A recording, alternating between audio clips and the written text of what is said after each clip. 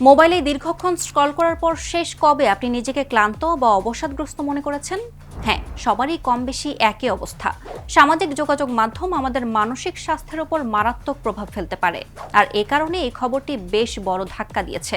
অভিযোগ উঠেছে মেটা তাদের অভ্যন্তরীণ গবেষণার ফল ধামাচাপা দিয়েছে। তাতে দেখা গিয়েছিল ইনস্টাগ্রাম এবং ফেসবুক কিশোর কিশোরীদের মানসিক স্বাস্থ্যের ক্ষতি করতে পারে। মেটা ফাইলসে কি ছিল? সামাজিক যোগাযোগ মাধ্যম আমাদের জন্য কতটা ক্ষতিকর? শিশুদের ব্যবহার নিষিদ্ধ করাই কি এর সমাধান? চলুন বিষয়টি খতিয়ে দেখা যাক। মেটা কি প্রমাণ গোপন করেছে? প্রজেক্ট মার্কারি মেটা পরিচালিত একটি গবেষণা প্রকল্পের নাম। ব্যবহারকারীরা যদি 1 মাসের জন্য ফেসবুক ও ইনস্টাগ্রাম ডিঅ্যাক্টিভেটেড বা নিষ্ক্রিয় করে রাখেন, তবে কি ঘটে সেটি জানাই ছিল এই পরীক্ষার উদ্দেশ্য। অ্যাপ ছাড়া মাত্র 1 সপ্তাহ থাকার পরই অংশগ্রহণকারীরা জানিয়েছিলেন তাদের বিষণ্ণতা, উদ্বেগ কমেছে ও একাকিত্ব বোধ এবং অন্যের সঙ্গে নিজেকে তুলনা করার প্রবণতাও কমেছে।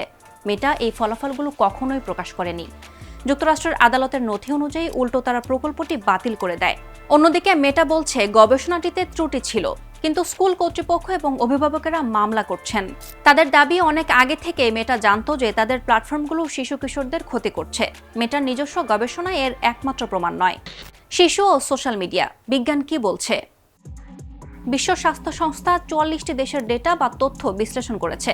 তাতে 11 থেকে 15 বছর বয়সী 11% শিশুর ক্ষেত্রে সামাজিক যোগাযোগ মাধ্যম ব্যবহারের কারণে সমস্যাজনক আচরণ দেখা গেছে। লক্ষণগুলো অ্যাডিকশন বা আসক্তির মতো। এই শিশুদের মানসিক এবং সামাজিক সুস্থতার হারও ছিল কম।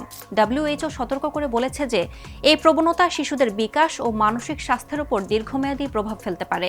একাধিক গবেষণার বিশ্লেষণে দেখা গেছে সামাজিক যোগাযোগ মাধ্যমের অতিরিক্ত ব্যবহারের সঙ্গে আত্মবিশ্বাস কমে যাওয়া, উদ্বেগ বৃদ্ধি এবং বিষণ্ণতার লক্ষণ বেড়ে যাওয়ার সম্পর্ক রয়েছে। কিন্তু জটিল বিষয় হলো, বেশিরভাগ গবেষণায় সরাসরি কার্যকরণের পরিবর্তে সহ সম্পর্কগুলো তুলে ধরে। ঠিক এ কারণে মেটার গোপন করা গবেষণাটি গুরুত্বপূর্ণ, কারণ অভিযোগ রয়েছে সেখানে একটি প্রত্যক্ষ বা সরাসরি প্রভাব পাওয়া গিয়েছিল এবং আইন প্রণেতারা বিষয়টি আমলে নিচ্ছেন। অস্ট্রেলিয়া বিশ্বের প্রথম দেশ হিসেবে 16 বছরের কম বয়সী শিশু কিশোরদের জন্য সামাজিক যোগাযোগ মাধ্যম ব্যবহার নিষিদ্ধ করতে যাচ্ছে। এটিকে কোনো সমাধান হতে পারে? অস্ট্রেলিয়ায় সামাজিক যোগাযোগ মাধ্যমগুলোকে এখন 16 বছরের কম বয়সী ব্যবহারকারীদেরকে তাদের অ্যাপ থেকে দূরে রাখতে যুক্তিসঙ্গত পদক্ষেপ গ্রহণ করতে হবে। ব্যর্থ হলে গুনতে হবে বিশাল অঙ্কের জরিমানা। তবে শিশু বা অভিভাবকদের কোনো শাস্তি দেওয়া হবে না। মালয়েশিয়া এবং নিউজিল্যান্ডও একই ধরনের নিষেধাজ্ঞার পরিকল্পনা করছে। তবে এই নিষেধাজ্ঞা কার্যকর করা সহজ হবে না। চেহারা শনাক্তকরণ বা পরিচয়পত্রের মাধ্যমে বয়স যাচাই করার প্রক্রিয়াটি ভিপিএন, ভুয়া আইডি, এমনকি সস্তা ছদ্মবেশ ব্যবহার করেও এড়িয়ে যাওয়া সম্ভব। সমালোচকেরা সতর্ক করে বলেছে, এই নিষেধাজ্ঞা শিশুদের সামাজিকভাবে বিচ্ছিন্ন করে ফেলতে পারে। সংখ্যালঘু বা যারা মানসিক স্বাস্থ্য সমস্যায় ভুগছে তাদের উপর এটি বিশেষ প্রভাব ফেলতে পারে। এমনকি বিশ্ব স্বাস্থ্য সংস্থা উল্লেখ করেছে যে সামাজিক যোগাযোগ মাধ্যম সমবয়সীদের সঙ্গে যোগাযোগ রাখতে এবং নিজেকে প্রকাশ করতে শিশুদের সাহায্য করতে পারে। তাছাড়া এই নিষেধাজ্ঞা তাদের সংবাদ পাওয়ার উৎসকে সীমিত করে দিতে পারে এবং ডিজিটাল দক্ষতা বৃদ্ধির গতি কমিয়ে দিতে পারে। কারো কারো আশঙ্কা, এটি শিশুদেরকে ইন্টারনেটের আরও অনিয়ন্ত্রিত এবং বিপজ্জনক দিকে ঠেলে দিতে পারে।